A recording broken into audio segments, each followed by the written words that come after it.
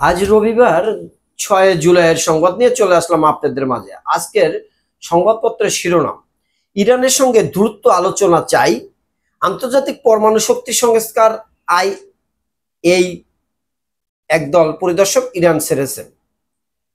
Mob সন্ত্রাস কোনোভাবেই গ্রহণযোগ্য নয়। মব সন্ত্রাস কোনোভাবেই গ্রহণযোগ্য নয়, এটি জুলাই আন্দোলনের মূল চেতনার পরিপন্থী বলে মন্তব্য করেছেন অ্যাটর্নি জেনারেল মোহাম্মদ আসাদুজ্জামান।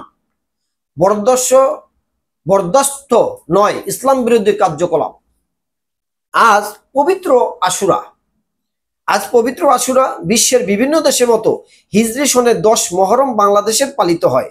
আজকের দিনটি ধর্মপ্রাণ মুসলমানদের কাছে অতি গুরুত্বপূর্ণ ও তাৎপর্যময়।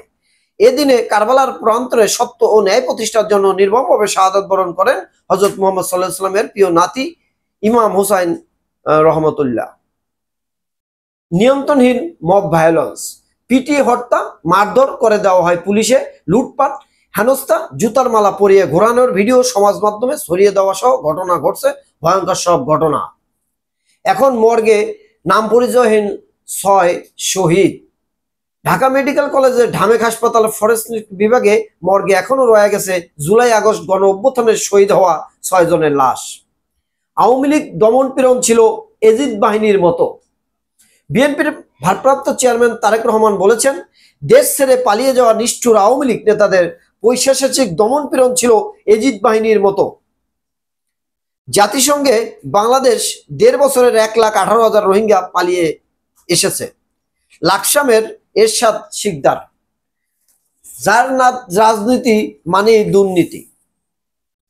গোলটেবিলে বৈঠকে বক্তারা, পুলিশকে জনবান্ধব করতে সংস্কারের বিকল্প নেই।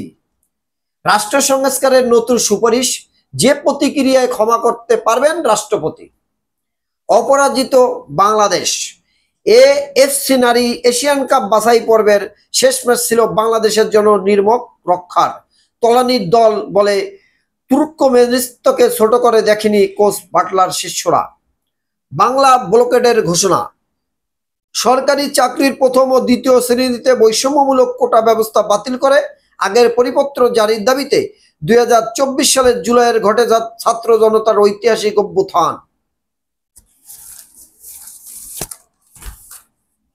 চোরাচালান বৃদ্ধির আশঙ্কায় পুলিশ।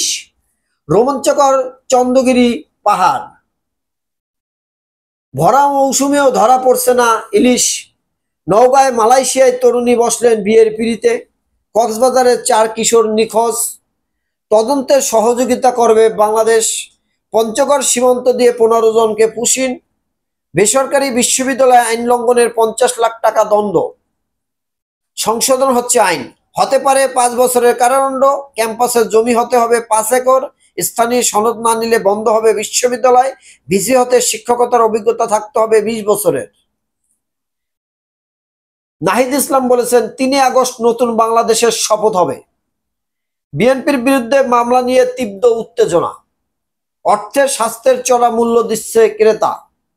বাজারে মার্কাযুক্ত বিষাক্ত প্রসাধনী সরাসরি রং ফয়সার নেশায় মৃত্যু ঝুঁকি বাড়ছে। প্রিয় দেশবাসী, প্রতিদিন জাতীয় পত্রিকার শিরোনাম নিয়ে আমি আপনাদের মাঝে উপস্থিত হই। চ্যানেলটি সাবস্ক্রাইব করে রাখতে পারেন শুনতে।